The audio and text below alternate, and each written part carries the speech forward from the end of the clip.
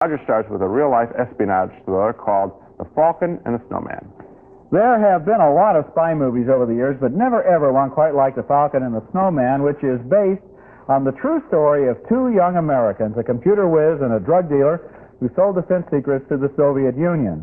The inside man is played by Timothy Hutton. He's a former seminarian who is offended when he discovers that the CIA is playing dirty tricks in Australian politics. That bothers his idealism, so he steals the CIA's secrets, but then he needs somebody to contact the Russians and try to make a deal. So he turns to his oldest friend, a kid he used to serve mass with, who is now a freelance drug dealer, and the dealer is played by Sean Penn. Look at the way in this scene they tiptoe around the notion of actually becoming spies. Every day I get these misrouted cables, the CIA secret mail, details of covert action that have nothing to do with national security. The manipulations of foreign press, political parties, whole economies. I mean, it's incredible. I had no idea the extent of the lie, the level of deception. Australia's not the only one of our allies being deceived.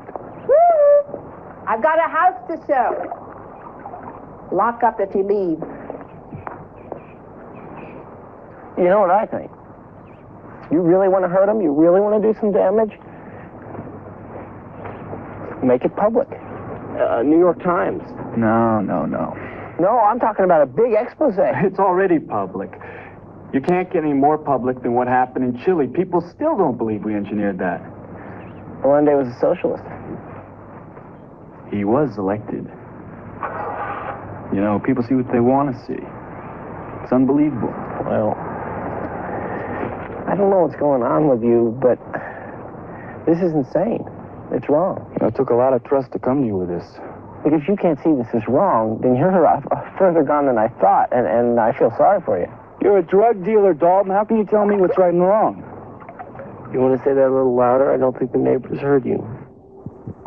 What's intriguing there is the way both of them come across as typical American kids, almost daring each other to get involved in this dangerous deal. This is not a movie about super spies. It's a movie about run-of-the-mill, absolutely mediocre spies who get in way over their heads. And later in the film, Sean Penn, who was hooked on cocaine and is usually in the middle of a 24-hour-a-day battle with trembling paranoia, actually contacts the Russians and makes a transfer of the information that his friend has stolen.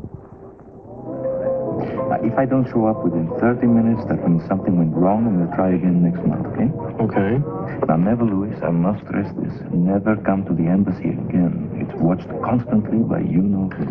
First time you had to, I understand that. Now when it can't happen. You know Oswald. Lee Harvey Oswald.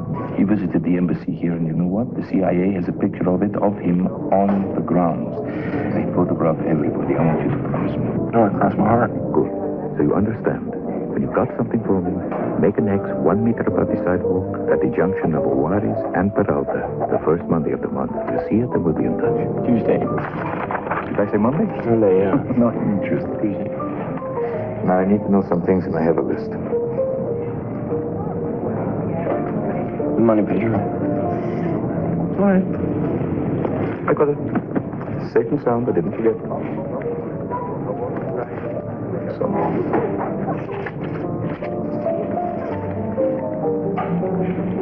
On what frequencies and bandwidths are the messages broadcasted?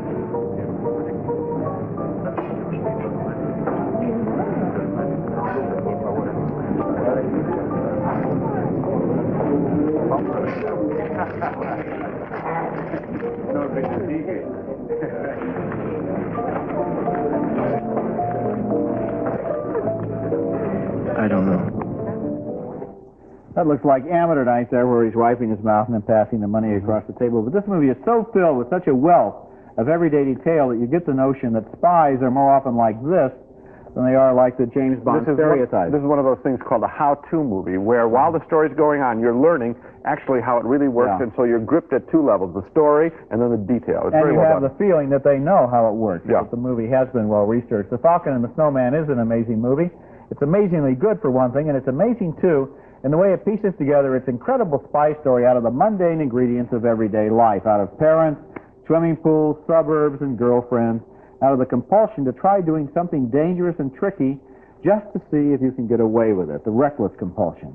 Sean Penn and Timothy Hutton are inspired in this movie. Every moment feels like a moment that's been captured from life. And The Falcon and the Snowman was directed by John Schlesinger. He's the same man who made Midnight Cowboy. And although these two kids are a whole lot different than Rizzo and Joe Buck were in that film, both relationships are about total opposites who get together at the wrong time for the wrong reasons, and something that starts out as a lot of laughs and ends up very differently. This, I think, is a great film.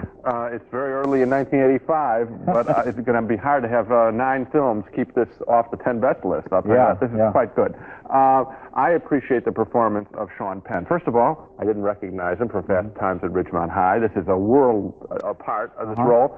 I think you're quite right. I thought of Rizzo.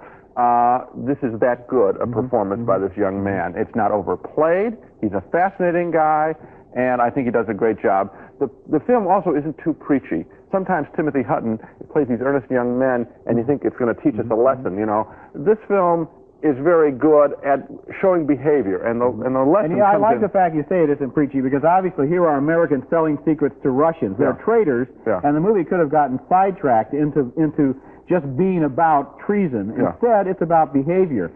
These kids are not real thoughtful. At times, they're not real bright in what they decide, and they have a very strange, amoral attitude toward what they're doing, and they just get involved in this thing. And it's the involvement and the way that it builds and builds that makes it, interesting. You can watch this thing and take a lot out of it. You can say it's anti-CIA. You can say it's the innocence of kids in some way, or the silliness of kids sometimes.